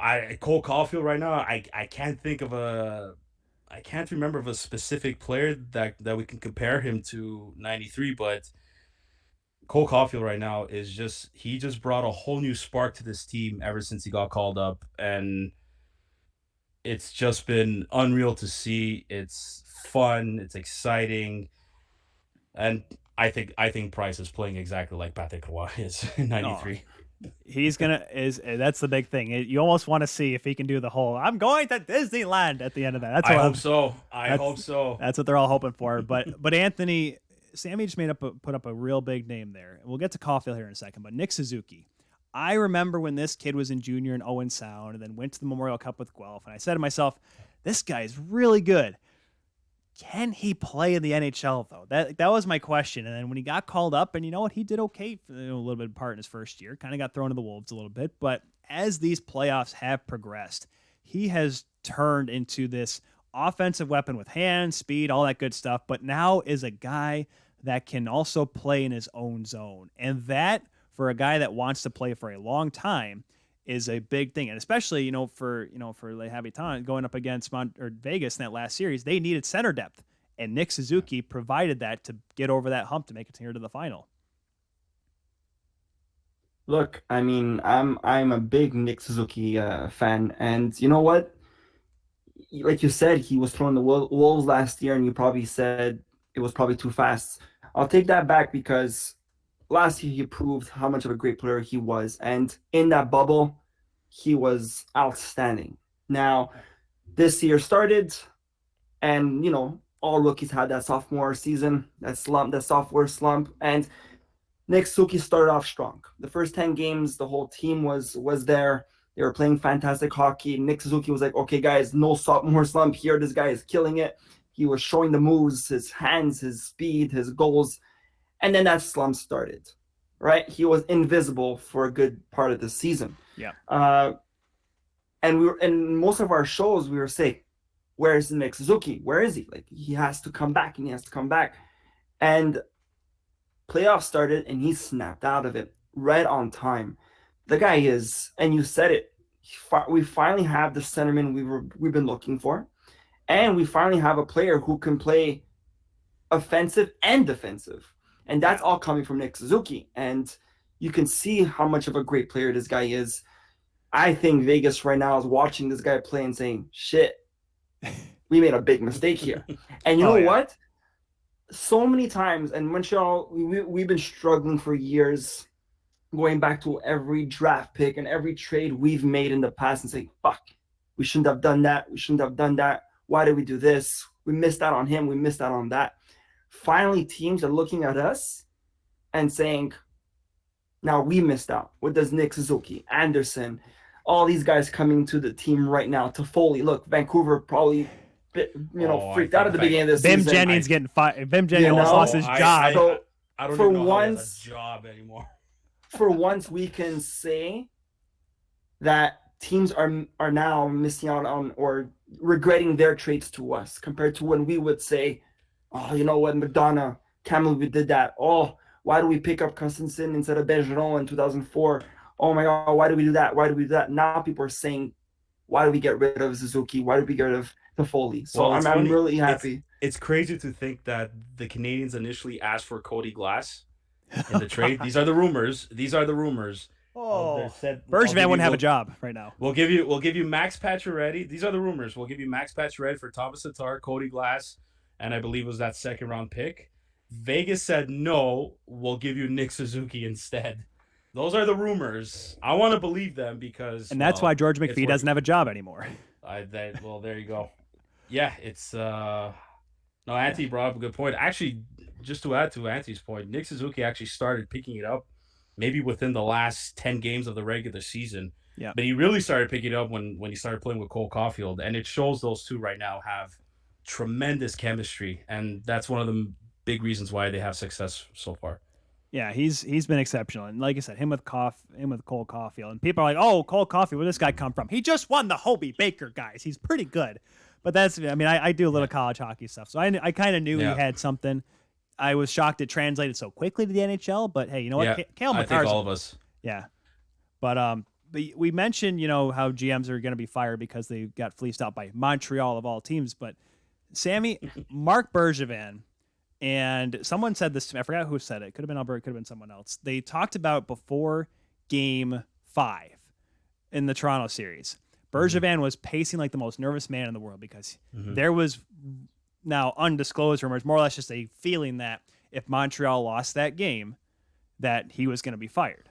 But Montreal makes the comeback. He puts the red suit on in Game 5 or Game 7. They win Game 7. They sweep Winnipeg, and now they're going to the finals. And I'm going to ask you, Sammy, I'll ask Anthony this question as well, because I asked the same question to Brian Mudryk early on before the Habs went on a slump. Is Bergevin safe now for a while? I'm going to say yes. And then I heard something this morning. Oh boy. Yeah, apparently during his press conference, he said, I'm just quoting here.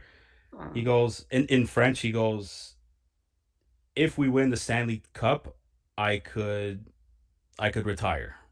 Oh well, Now, yeah. now, I'm wondering if he said it like if he said it just like that as a joke. Either way, yes, I think his job is safe for now. There was the concern that, listen, he put this team together, but maybe they bit off more than they could chew because they were having the quite a bit of a struggle in at least in the middle of the season. But then we all remembered, like, look, the reason why he put this team together is because they can perform in the playoffs, and something that they haven't had in previous years. They haven't had big defensemen in the back end to help out Carey Price. They haven't had a big power forward like Josh Anderson, or even veteran experience like we'll add in Tyler Toffoli, but especially a guy like Corey Perry, and then going and get a guy like Eric Stahl as well. The Canadians never had that going into the playoffs. Okay, so I think Bergevin knew what he was doing. I want to say maybe part of it is not luck, but the thank God for him, the team did rally together against the Maple Leafs, because if, let's say, they didn't beat the Leafs, maybe we would be having a different discussion. Right. So it's tough. It's not that, actually, no, I'm going to retract my words. Not that it's tough to answer, but I think it's safe to assume that, yes, his job is safe simply because what this roster that he put together was capable of doing and what they're doing right now. Yeah, because Anthony, I listen to Jeff Merrick on Hockey Central all the time, and he made a point a while back regarding the Leafs, and I think it pertains to the Habs too. Every game is like an entire season, where by that it means like how fans are, whether they're happy the team is good or they're bad, based on every game. A team wins, everyone's great. The coach is great, players are great, general manager is going to work there forever. They lose a game, fire everybody and trade everybody. But right now, everyone's seemingly happy that Bergevin, the moves that he made, while seemingly on paper, maybe not the blockbuster deals you like to see sometimes, but the little moves he made, getting Toffoli, bringing in Edmondson, and just the little things here and there, like the pickup by Stahl, Corey Perry, putting him on taxi squad, albeit, but hey, you bring him in. Those little things, Anthony, really help this hockey club. So this season started with all of us saying, this is the make or break it season for Bergevin. Yeah. We were all surprised he was still here at the beginning of this season. Why? Because he's been promising the 5-year plan, and now it's going to like 8-9 years. And this the start of the season, this 5-year plan. I mean, what happened to it, right? Why does it have to be 5 years? Can't people just say like 7? Give us a weird number every so often, right? Exactly, but because rebuilding is not allowed to be uttered in the city of Montreal, especially within the organization of the Montreal Canadiens. Exactly. So all the acquisitions he made, like you said, on paper probably didn't seem like, oh wow, now blockbuster. But looking at the situation in the world with the pandemic and all, with the condensed season and the potential weeks off or 2 weeks off because of COVID, I think right now on paper the smartest GM is Marc Bergevin. Acquiring a Jake Allen to be a backup to Carey Price in a condensed season, like Sam said at the beginning, the unsung hero here, because if it wasn't for Allen, I don't think we would be here today. Then you have our goal scorers like Toffoli and Anderson, who brought us, even though we had that mid-season slump, those first 10, 12 games that we were on that winning streak and we were killing it was what brought us close and fight for the playoffs at the end. Because that slump in any other team, you're far from the playoff spot. But those games, because of the Toffolis and the Andersons, brought us there. So you're looking at that. And then you have, you pick up Perry. Like, why Perry? We had that chance of getting him in 2004. Why do we get people after their prime? Well, guess what? I think Perry showed the world that he still has it in him. Well, and absolutely. Look at him in the playoffs. I mean, not only in the playoffs, he really brought us to where we are in the season, putting up points, helping the third and fourth line, showing that experience in the dressing room. Then you go pick up Stahl, right? He had the first game, He comes to Montreal, first game, scores his first goal. Everybody's like, "Oh my god, what Overtime. best move ever!" He's going to And score then 30 goals in 10 games, guys. Yes. Amazing. Yeah. Oh, yeah. And then Stahl disappears, and everybody shat on this move. Why? Wait, hold on. You're telling me, Anthony, that Eric Stahl stalled? Yes, he did after game one. Well Thank done. you. Well done there. Well done. So after that game, he stalled, and we all like, what the hell? What the worst trade in history? Mark Bergevin is getting fired. This and that. Look at what happened in the playoffs. Experience, veterans, and he's putting up points, and he's helping up the third and fourth line. So to answer your question, is he safe? I think he was safe entering the playoffs, right? Because of the acquisitions he made and where he brought them. But then you still have your hesitations, right? Right. But then when you're down 3-1 against the Leafs, if we would have lost game 5, again, I would say maybe his job was on the line. But coming to the Stanley Cup Finals, with the team he built for this year, and it's, like you said, on paper, not the Wild team, but on paper, the team to fight all these battles, right? So I think his job is safe. Now, like Sammy said, it's not a rumor, Sam. He actually did say it in the conference. I heard it, that if he wins, again, it could be a joke, but if he wins, he wants to retire. Yeah, I heard it too. If I'm going to win this thing, guys, I'm leaving. Yeah. And one more thing, Sam. One more thing, and this is the conspiracy, Anthony. Tyler, you don't know about this one, but I'm Mr. Conspiracy. I like my tinfoil hat too. Don't you worry. Owen Power doesn't want to play for the Buffalo Sabres. That's why Owen Power's going back to college. But continue. Nice.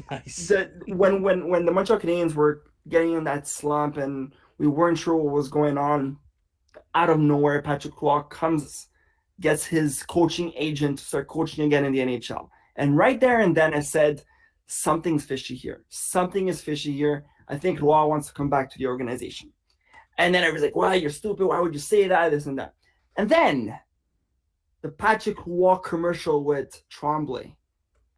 Classic. After 28 years, they haven't spoken to each other after that 9-1, 11-1 loss against Detroit Red Wings. And they go make a commercial mocking that game. Right there and then I called Sammy. I'm like, this commercial, there's a sign. So could be. If with Montreal Canadiens coming this far, I think Bergevin is safe. But if he does decide to retire, the stars align. I think Roy just shows up. Well, look, I still find it a bit fishy that Bergevin does have 1 year left on his contract, and apparently contract extension talks were put on hold with Jeff Molson. That's a bit weird. So maybe there is something within the works. Just real quick about Bergevin, I know we talk about the player acquisitions that he made in the offseason and even towards the end of the season. I think we also need to look at certain moves he did in terms of management and coaching positions. I think firing Claude Julien was the right thing to do at the time, even though it might not have seemed like it. And I know Ducharme came in kind of guy out of the frying pan and into the fire, sort of. So, but I think it was a move that had to be done. Firing Stéphane Waite and putting Brian Burke, as the new goalie coach. It's little moves like that. Sean Burke, yeah. What, did I say Brian Burke? No, yes. Sorry, not Brian Burke. Yeah, Sean Burke. Yeah. Not the GM. Yeah. I was like, remember, like he's a Pittsburgh. Oh, Sean Burke. Yep. I got the family name right. That's what counts. Yeah, exactly. Yeah. So it's just little moves like that I think is the reason why Bergevin was nominated for that GM of the Year award, which, my humble biased opinion, I think he should have won. No disrespect to Lou Lamoriello, he's a genius. But he's also a wonderful mob boss. You said it, and careful, we're Italian too, huh? So that's all good. No, I truly think Bergevin deserved the award, just because I think he did. I think I like to think that he did a lot more than Lou, and the results show it. But like I said, Lou Lamoriello, fantastic GM. Congrats to him, anyways. But yeah, those are our takes on our dear GM Marc Bergevin. I tell you, he has been one of the most polarizing GMs I think in the league, and that's saying from a guy who literally watched Kyle Dubas get torn apart by everybody, and then loved, and then now that they lost again, torn apart again within literally a 2-month span of each other. Yep. But let's get to the more of the players here and the depth pieces that you guys keep talking about, how so important they are. And we mentioned a name earlier, and a guy that is it confirmed yet? Is Yoel Armia going to play tonight? I haven't seen. He's game time decision, but Okay. he did make the trip via private jet after yesterday was announced that he wasn't, Yeah, which was strange. strange. It was strange to all of us because when the Canadians were on that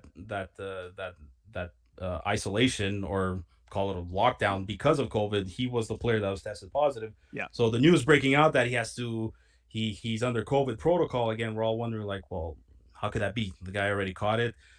The word is that he probably came into contact with someone that has symptoms or that might have had the virus. But all that to say is, I'm very happy he's making the trip at least. Hopefully he's able to play because he is such an underrated piece of the team. Well, I don't know if he's underrated. I like things underrated, but just because he's on the fourth line, but having a big body like him in the lineup against Tampa Bay, a guy that's not afraid to go in the corners, win the puck battles, is able to create scoring chances. Him, Corey Perry, and Eric Stahl looked fantastic all during the entire playoffs, and them providing the secondary scoring was huge. It's huge for this team, and we need Army in the lineup now. If he's not in the lineup, Jake Evans is coming back after that hit against that he got against Mark Scheifele.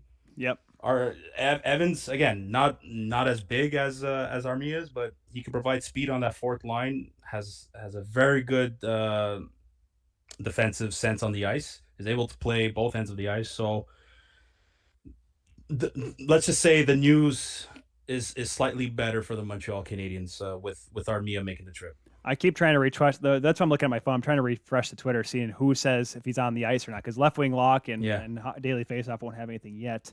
But nobody yet saying anything because I think warm-ups are about to start at 7:40. Yeah. So that's when we will know if Yoel Armia is going to play tonight. Because Anthony, you mentioned he's such a big player and he's a big part of the penalty kill as well, which is, knock on wood, one of the best I think we've ever seen. Now, whether it's because some people said, it's because Vegas was poor offensively, or it's because Winnipeg gave up all their stuff they had against Edmonton, or all this excuses.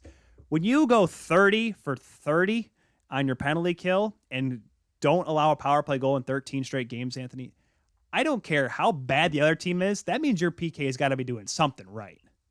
See, we keep hearing, and I think one of our members, Chris, in the last episode said it, we keep hearing these excuses like these guys didn't show up, like the Marners and the Matthews, and no disrespect because you're a Toronto fan, right? And then you hear the Scheifele's and the Ellis and these guys. No, he's not. No. They didn't show up, and it's no excuse for them. That's why they lost, because these big names did not show up. Maybe they did show up, but our team was there to shut them down, right? So we keep hearing that, and like you said, going 30-for-30 you got to give recognition somewhere. You can't keep saying the players didn't show up. If we're there, we shut you down. Right. And like you said, I think it's the best we've ever seen our special teams. I mean, our power play is still not the best, but it is better than what we had last year. That's for sure. It was definitely better than what we saw during the regular season. Just to add to Anthony's point, the Canadiens are 93.5% on the penalty kill. They're first in the playoffs, whereas the Tampa Bay Lightning, they're 83%. Special teams, in this series is going to be huge. When you have a penalty kill that's an FM radio station number, I think you're doing all right. I love that. But awesome. but yeah, Anthony, it's so important to have special teams, especially against this Tampa team. Now, yes, Nikita Kucherov went on, was in an interview saying he wasn't hurt. Listen, I'm not the best at, playing poker, but I could hold a poker face long enough to tell people I'm not hurt, even though every time I take a breath and my cracked rib that he probably has, it probably hurts. But even if Kucherov is not 100%, that power play for Tampa Bay is lethal. One of the best. I think it was over 37% coming into this series. how important is Montreal's penalty kill going to have to, like, I don't want to say change, but like to adapt quickly to not allow Tampa to get their offense going? Well, Montreal all season and pretty much every season, we had this conversation multiple times with our group of guys. Montreal never knows how to adapt. Okay. They start off strong and then teams adapt to their gameplay and then we just fall apart. That's why every year Montreal is always the best October team in the league. They always say, okay, we're going to get to the playoffs. We're going to win the Stanley Cup because the first 10 games we show that we're like the best. And then we crash. Why? Because teams adapt and Montreal never keeps adapting. This year, same situation. It started off with playing strong, and then teams adapted to our play, and then we crashed. But come playoffs, whole different world. And we learned to adapt with Toronto, and then we went to play a team that's bigger and physical, and we adapted there. Then we went to Vegas, who has the speed and the physicalness, and guess what? We adapted there, and we won all 3 series. Exactly. Come Tampa, you're right. We need to adapt to their gameplay because Tampa is not Toronto. They're not Winnipeg Jets, and they're not Vegas. They're elite, they're powerful, and they have goaltending. So we need to adapt. And special teams, like you say, your question is how important is special teams? Like Sammy said, it is very key this playoffs because both goalies are going to shine. Yep. We said last series where it was going to be Fleury against Price. Nah, it wasn't because Fleury wasn't on his game. We shut him down. We got into his head. But this series, I think it's going to be a goalie matchup, and that's where you should take advantage of your special teams. You score that goal on a power play, and then you make the goalies take care of the rest of the game. I think you're set. Because last thing, if Islanders can hold Tampa Bay down to a 1-0 win or loss in Game 7 against powerful forwards, I think Montreal can do better. Yeah. But like you said, adapt and be powerful on special teams. It's very key. And obviously for Montreal, scoring first is important because holy cow, 11-2 when they score first. Mm-hmm. And because, Sammy, this is the point too, and pertaining to the second part of the question, but they've scored first consistently. And this also happened during the regular season as well. Yeah. What do the Habs need to do to win this series? Because I'm not saying everyone's counting them out. I mean, we just had Stephen Ellis on from the Hockey News start off the show. He picked in just about every pool that he's in, he picked Montreal in 7. But it still seems like everyone's saying, listen, Tampa's done it before. They know how to win.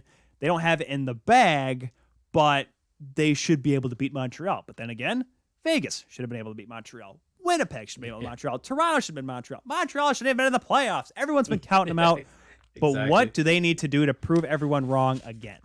I think there's multiple factors, especially this series. First and foremost, I think the Canadians kind of have them where they want them because I want to say that all the pressure is on Tampa Bay. It's supposed to be the better team. Defending Stanley Cup champions have a chance to do a repeat again since the Pittsburgh Penguins. So for starters, I truly believe all the pressure is on Tampa Bay. Yep.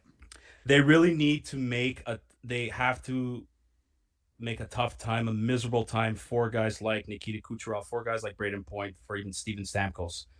I think that's going to be key. Like Shea Weber, Ben Sherratt, and even Joel Edmondson, and even Jeff Petrie, even though he's not as physical as those three, still a big body. He's able to dish out the big hits when he wants to. They got to make those 3 powerful forwards, they got to make their lives miserable, okay? If they're anywhere close to Carey Price, give them the legal shots here and there. It's playoffs. Everything's legal. Depends who's reffing. I mean, if it's Chris Lee, you can knock the guy out. You can literally punch a guy in the face and you'll be fine. You can play within the next minute. There's definitely going to be that. I think also players like Brendan Gallagher, Corey Perry, they have to really get into Vasilevsky's face. Vasilevsky is a solid goalie. Probably crash the net. They really got to crash the net, exactly. Especially Corey Perry, he's very good at doing that. Brendan Gallagher, his entire career was doing that. They got to make Vasilevsky's life difficult out there too, because he's an exceptional goaltender as well. Carey Price, yes, I'm biased. He's number 1. Vasilevsky is right there with him. So like Anthony said, it is going to be a goaltender matchup of the ages. This is two Vezina goaltenders coming up against each other. I also think it's important, besides getting the first goal, if the Canadiens could grab the first win in Tampa Bay, it'll increase their confidence even more. Yeah. Even if they don't, like, I know history shows that I believe the team that wins game 1 in the finals, the record was, I remember seeing real quick, it was like 60 wins and 27 losses. However, the last 3 Stanley Cup champions that won ended up losing game 1 in the Cup finals. So Right. listen, I would love for them to get game 1 because I truly think it's going to give them an even bigger boost of confidence. But I think it's for the Canadiens to really stay with them. They need to take at least one game in Tampa Bay before coming back home up against Montreal. Back home in Montreal. Excuse me. Yeah, it's important. Breaking home ice advantage, because that was huge in the Vegas series. Lost game 1, but they came back and won game 2. To your point about the refs, World Hockey Report shared the image of who they have. Chris Lee is not in. He's not there. But it's going to be Francis He's done for the playoffs. Correct. Yep. Him, Wes McCauley, which is still a big question mark. People still want to know what's going on because he hasn't reffed, I think he reffed game 1 of one of the semifinals. Yes. But Francis Chiron, his second final, he was there last year. Gord Dwyer, this is his second final, first since 19. Eric Furlot, his first. He may be more as a fill-in. But the two senior guys are going to have Dan O'Rourke and Kelly Sutherland. So a good crew for the most part. I prefer McCauley over Sutherland, but like I said, there's so many question marks to that. By the way, big news, Elliot Friedman, good buddy Freeze, tweeted this out. Yoel Armia is taking warm-ups tonight for the Montreal Canadiens. So doesn't now, I've seen guys, like, listen, I've been to Leafs games and NHL games where they have 30 guys take warm-ups, but they're probably just saying, like, hey, you're good to go, because like you guys, we talked about, Armia is such a big part of this hockey club. Anthony, last thing here, we got Sammy's take on this series. What do you think the Habs need to do in order, if they want to lift that silver jug for the 25th time, what do they need to do? What I've been saying all year. Score more goals than the other team. Good at talking. No. Consistency. Yeah. They need to keep that consistency. They've been showing it since game 5 against the Leafs. All right. That's where the turning point was this playoffs with the Montreal Canadiens. Game 5. Since that point on, we've been showing consistency play on all levels. Goaltending, defense, offense, special teams. Let's continue that. That's it. I mean, we just need to keep playing the way we're playing. Don't change the game plan. Yes, adapt to how Tampa plays, but don't change your game plan. And another thing, keep showing that character, that heart. Look, I strongly believe in character and heart over elite talent. That's been something I've been saying since the beginning. You need those character guys. I'm a character guy. Yes, elite is important, but I believe character over elite. And our team has it. You know, we're showing all that love, that heart in that dressing room. Just keep that up. I'm telling you that to answer your question, just show the consistency since game 5 Toronto. That's it. They seem to have, they're on a roll mentally more than anything. They're on the same page. They all have the same amount of confidence. They don't have doubt, because as soon as one player has doubt, I think that's where teams can crash. They have belief, and they got to keep that going with their play like they showed since the start of the playoffs. And like Anthony said, they do that, we might see number 25 banner hanging up at the Bell Center. It would be something. It's going to be a fun series. No, because it's Anthony's point. Talk about not having elite players. 93, we mentioned it, Sam. I don't know how many guys were superstars with the exception of Mr. Patrick Waugh. Let's be honest here. We have been chatting here with at the Curfew Boys. Check them out, guys. Twitter and Instagram. You guys are doing after every game, right? Shows after every game? Right. Yes. Yeah, we try our best. If it doesn't finish late, because we do have other jobs aside from the podcast, that some of us have to wake up early the next morning. Yeah, if they don't finish late, we do our best to do a post game show after every game, if it's not, like I said, if it's not too late. Yeah, be sure. If not, sorry, if not, we record them the following night. The day and after. we release it the same night. See, that's the nice part about not having played Vegas anymore. They're all 8 o'clock starts. There you I go. know. Thank God.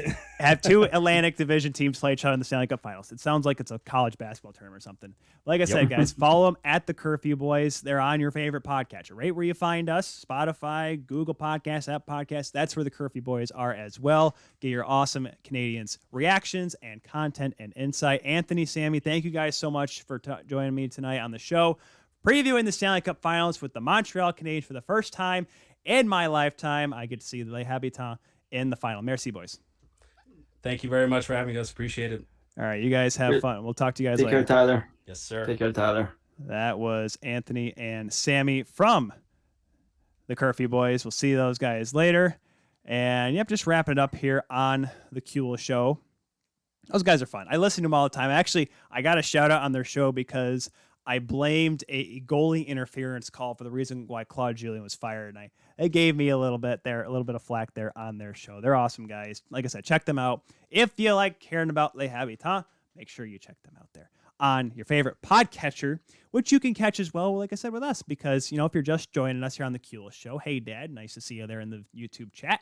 Make sure you can watch the replay on the Kuhl Show YouTube channel or your favorite podcatcher, wherever you listen, wherever you want to get your podcast, whatever. We're right there. The Curfew Boys are right there. Stephen Ellis, he jumps on the Hockey News podcast all the time as well. He's on there as well. About 10 minutes.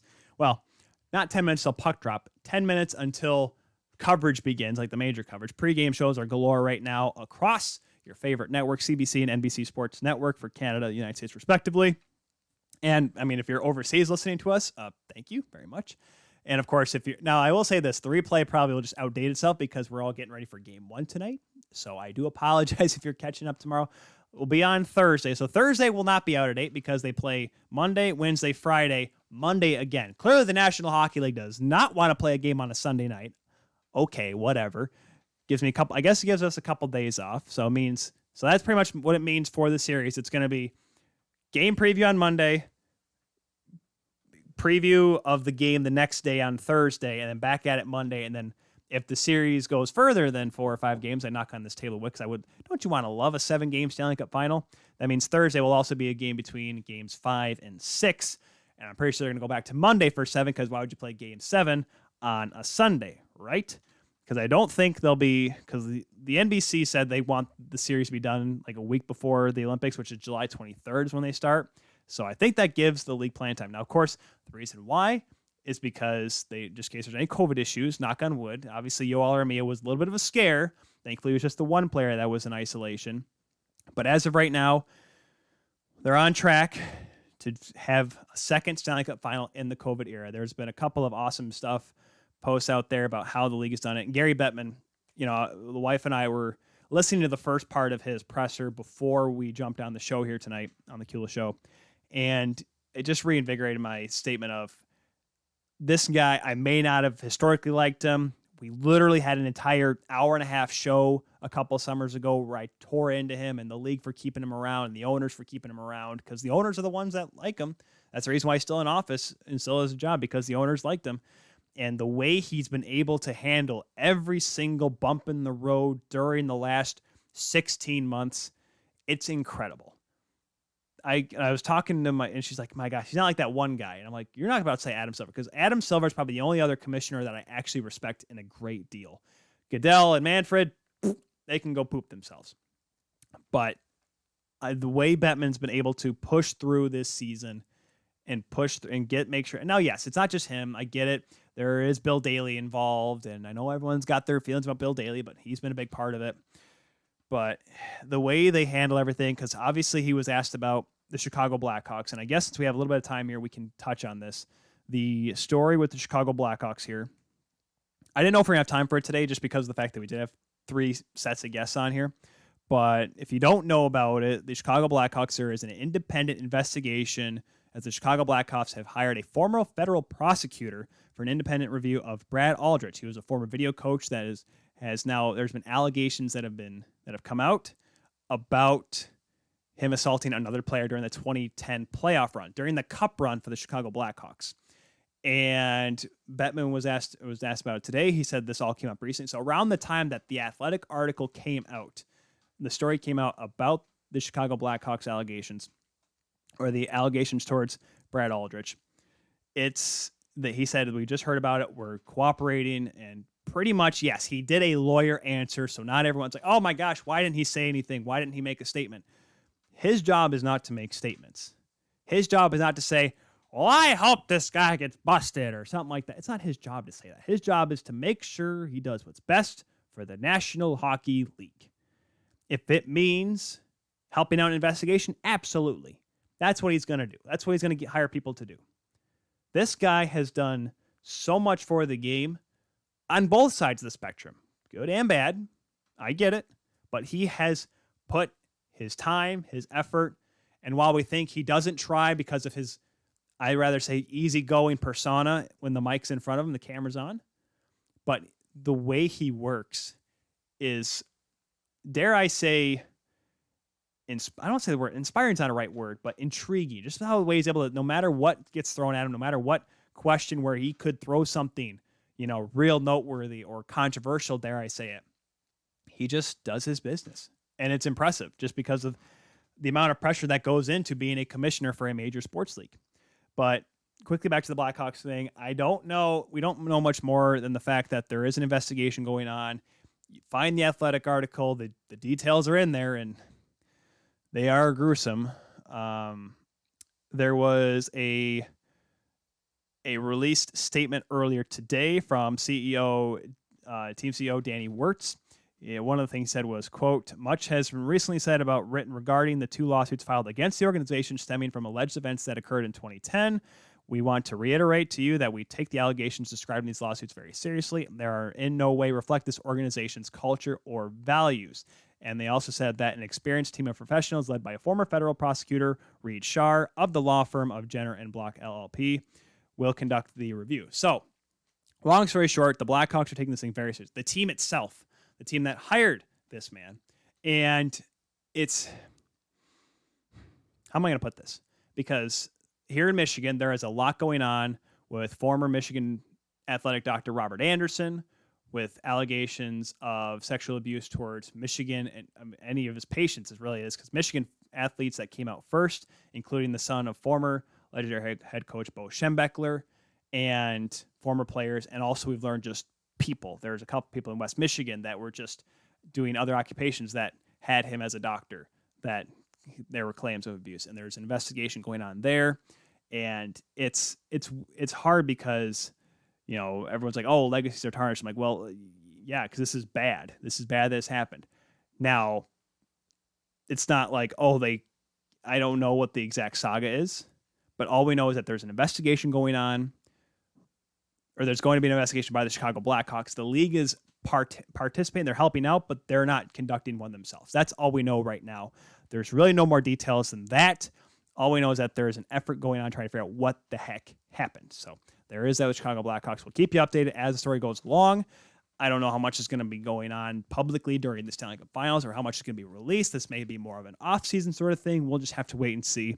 And, of course, right here on the Kula Show, we'll be sure to keep you all informed when more news comes out about that. So that is it for this one, folks. Got to 2 hours today. Look at that. We're back to form here on TKS, here on 12 Ounce Sports. Make sure you follow us at The Kula Show, Twitter, Facebook, and Instagram. We're on all of them, guys. I post videos, post graphics. Do you guys like the graphic I posted today? I don't know. A few people liked it and retweeted it. More or less probably because of the message, not because my head's sticking out of a Stanley Cup. But regardless, be sure to follow us on all there. And like I said, if you missed the earlier show, if you missed us talking to Stephen Ellis, Peyton Turnage, or missed the first part of the interview with the Curfew Boys, Sammy and Anthony, that's okay. Check it out on the Kula Show YouTube channel or listen to us on your favorite podcatcher. We'll be back on Thursday talking about the Stanley Cup Finals. It'll be Canada Day as well. I'm really excited about that because we'll probably have a couple of guests for that show. That'll be fun because, Canada Day. I may have some poutine while we're doing the show. I may not have any beer, though. I may want to stay sober for that show. We'll have to wait and see. Probably have some Timbits here as well, here on the Kula Show. But that is it, folks. I am Tyler Kuehl, the Insider of the Insider, saying thank you so much for watching this week's episode of the Kula Show. We will see you next time. Goodbye, everybody.